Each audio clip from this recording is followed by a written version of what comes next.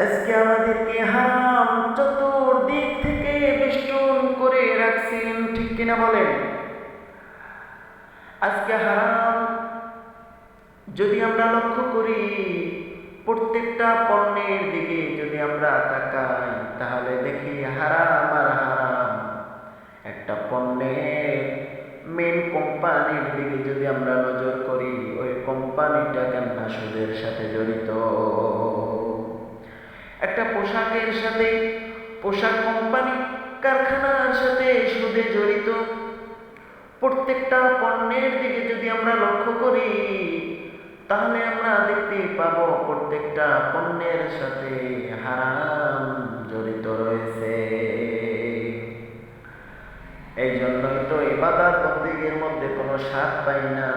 ইবাদত বন্দেগী কেমন যেন আল্লাহর দরবারে কবুল হয় কিনা জানি না। তার কারণ হচ্ছে আমরা হালালের উপরে নেই, হারামের উপরে। হারামের উপরে এত হারাম, এত হারাম, তারপরেও কেমন যেন কিস্তিতে টাকা উঠাই, লোন আনি। এত হারামের উপরে থাকে, তারপরেও আরো হারাম রয়েছে। এত পরিমাণ হারাম, সুদ ঘুষের অভাব তো নাই। হারাম এত পরিমাণ আমরা ভক্ষণ করি, যার কারণে আমাদের ইবাদত বন্দেগীর মধ্যে কোনো তৃপ্তি পাই না।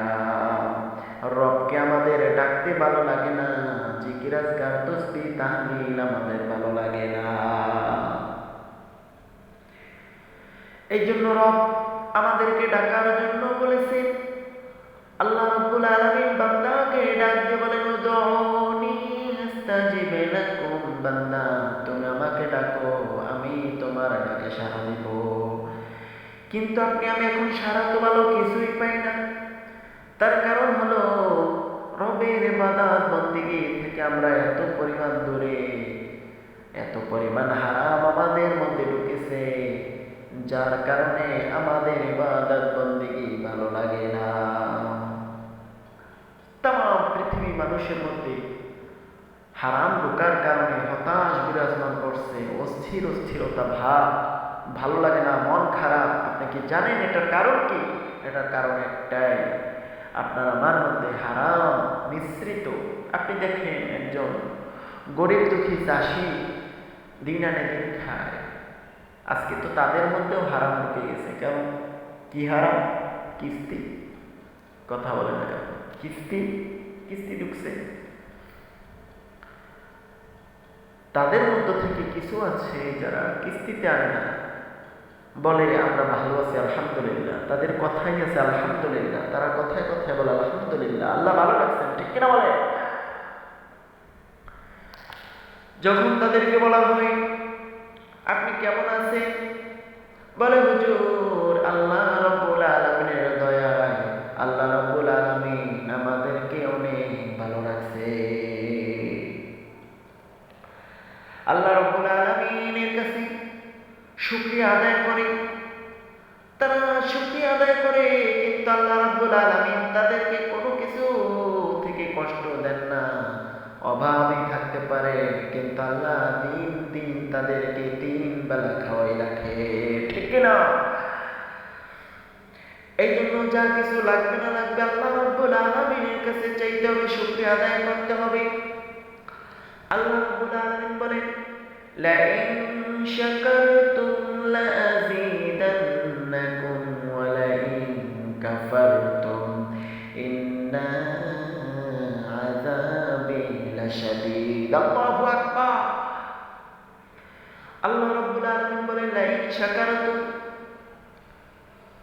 যদি তোমরা শুকরিয়া আদায় করো, লাযীদান্নাকুম, তোমাদের শুকরিয়া আদায় করার কারণে তোমাদের নিয়ামতকে আমি আল্লাহর বৃদ্ধি করে দেব। ওয়ালা ইন কাফারতুম ইন্না আযাবি লাশাদীদ, আর যদি তোমরা নাশুকরিয়া আদায় করো, তবে তোমরা জেনে রাখো আযাবি লাশাদীদ, আমার আযাব অত্যন্ত কঠিন। তাহলে শুকরিয়া আদায় করতে হবে কার? ভালো থাকি মন্দ থাকি, ভালো নাই, আলহামদুলিল্লাহ। ভালো আছি, আলহামদুলিল্লাহ। দেখবেন আলহামদুলিল্লাহ বরকতে আপনার সমস্ত বালা মুসিবত আল্লাহ দূর করে দিতে পারেন কি।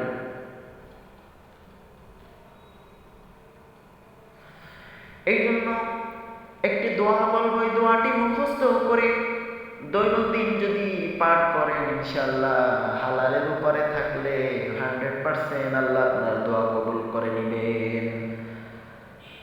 সবসময় দোয়াকে পড়বেন সকাল সন্ধ্যা, বিশেষ করে ফজরের নামাজের পরে, ঈশার নামাজের বাদে আপনি দোয়াটা পড়বেন। আল্লাহুম্মা ইন্না নাসআলুকা ইলমান নাফিআন ওয়া রিজকান তাইয়িবান ওয়া আমালান মুতাকাব্বালান। হে আল্লাহ, আপনি আমাকে উপকৃত ইলম দান করুন, উত্তম রিজিক দান করুন, কবুলকৃত আমল দান করুন। এই দোয়াটি আল্লাহ রাব্বুল আলামিনের কাছে যদি আপনি পাঠ করতে পারেন, আল্লাহ রাব্বুল আলামিন হালালের উপরে যদি আপনি থাকেন, আমি 100% গ্যারান্টি দিয়ে বললাম আল্লাহ রাব্বুল আলামিন আপনার দোয়া কবুল করে নেবেন। কারণ উপকৃত আইলেম ছাড়া আপনি কিভাবে দিন ইসলাম বুঝবেন? উপকৃত আইলেম হলেই আপনি মানুষদেরকে শিখাতে পারবেন। এটাই হচ্ছে আপনার উপকৃত এলেম। আপনি যদি শিখাই যাইতে পারেন, আপনার আমল দ্বারা আপনি জান্নাতে যাবেন কিনা জানা যায় না, কিন্তু একখানা হাদিস রয়েছে সদকাতুল জারিয়া, একটি হচ্ছে উপকৃত এলেম আপনি যদি দুনিয়ায় রেখে যেতে পারেন, এই ওসিলায় আল্লাহ আপনাকে ক্ষমা করে দিতে পারেন কিনা বলেন। দ্বিতীয় নম্বরে উত্তম রিজিক, হালাল খানা। উত্তম রিজিক যদি আপনি অন্বেষণ করতে না পারেন, হারাম খেতে খেতে আপনার প্রত্যেকটা অঙ্গ প্রত্যঙ্গ হারামে ভরপুর করে ফেলেছেন, যার কারণে কবরখানা জাহান্নামের টুকরা হয়ে যাবে।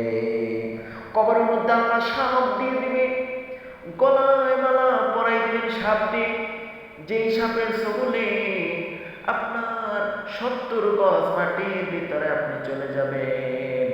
কতই কঠিন কবর, কবরের কঠিন, যা সহ্য করার মতো পৃথিবীতে কোনো মানুষ আসে নাই, আসবেও না। তৃতীয় নম্বরে মুতাকাব্বাল, কবুলকৃত আমল যদি আপনার আমার মধ্যে না থাকে, তাহলে সেই আমল দ্বারা কোনো লাভ হবে না। ইবাদত করতে করতে, সিজদা দিতে যদি কপালটাও যদি কালো হয়ে যায়, ইবাদত করতে করতেও যদি মসজিদের সাথে টাকাতে টাকাতে যদি কপালটা কালো হয়ে যায়, তারপরেও আপনার আমার রব যদি কবুল না করেন, সেই ইবাদত দিয়ে কোনো লাভ হবে না। এই জন্য রব্বুল আলামিনের কাছে সদা সর্বদা এই দোয়াটি পাঠ করতে হবে। যদি পাঠ করতে পারে, আল্লাহ রব্বুল আলামিন কবুল করে নিয়ে নেবেন। বলি না সুবহানাল্লাহ।